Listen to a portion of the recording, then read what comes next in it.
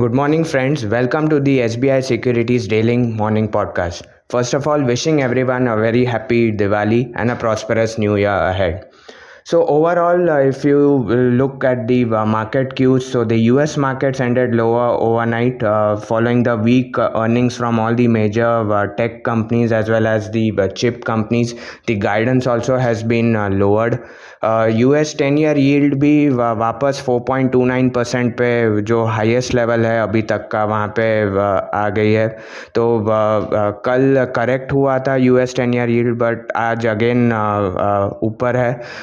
US GDP slightly below estimate था, तो 2.8% QOQ versus estimate of 3%। तो ओवरऑल वीक डेटा पॉइंट्स रहे US में। एशियन मार्केट्स भी आज मिक्स्ड है। बैंक ऑफ जापान की मॉनेटरी पॉलिसी मीटिंग चल रही है, तो इसका आउटकम कुछ ही मिनटों में आएगा।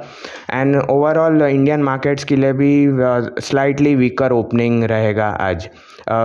इसके अलावा मुहूर्त सेशन 1 आवर स्पेशल सेशन रहेगा कल evening 6 to 7 PM।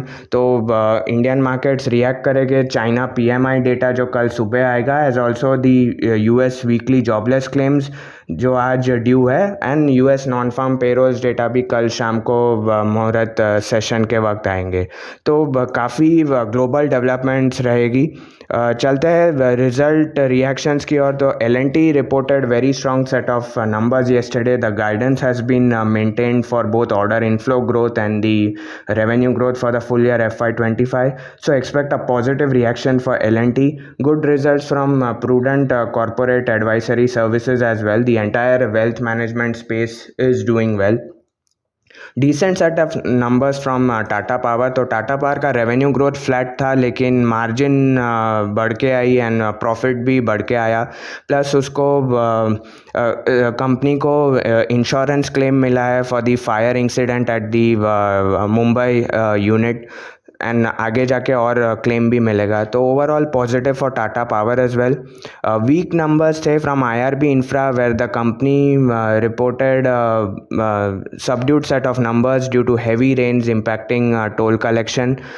Weak numbers from TCI Express as well. Automotive Axles also reported weak set of numbers. Protein eGov has reported a subdued set of numbers, so expect the stock to be under pressure today. New India Assurance also very small premium growth, so negative for New India as well. And Biocon also has reported weak set of numbers. In terms of results today, तो Tata investment corp and Narayana Hrudayalaya ये दो major results रहेंगे आज। Coming to the stock specific news, तो RVNL को order मिला है worth 284 crores for construction work from east coast railway, so positive for RVNL. Adani Green has entered into a power purchase agreement with Maharashtra State Electricity Distribution Company for supply of 5 gigawatt of solar power, so positive for Adani Green as well. Zydus Wellness, which is the FMCG company, has acquired 100% stake in Natural India for 390 crores. तो ये company की presence expand करेगी इन दी healthy consumer snaking space में, तो positive for Zydus Wellness. Jupiter wagons ने भी acquisition किया है, तो उसकी सब्सिडरी जुपिटर इलेक्ट्रिक मोबिलिटी ने log9 का railway and electric truck battery divisions acquire किया है, तो which is very positive for Jupiter wagons as well. Yatharth Hospitals also has made an acquisition. It has acquired 60% stake in a 400-bed hospital in Faridabad, so expanding into its strong area of Delhi NCR, so positive for Yatharth Hospitals as well. अगर bulk deal की बात करें तो कल Torrent Pharma ने promoter ने stake बेचा 2.9% stake at 3100 rupees पर share, and Godavari Bio Refineries जो कि कल लिस्ट हुआ था at a discount, so Capri Global ने 0.7% स्टेक बेचा, and Madhuri Madhukela bought 0.97% stake at 335.7 rupees पर शेयर। तो गोदावरी बायो रिफाइनरीज भी फोकस में रहेगा।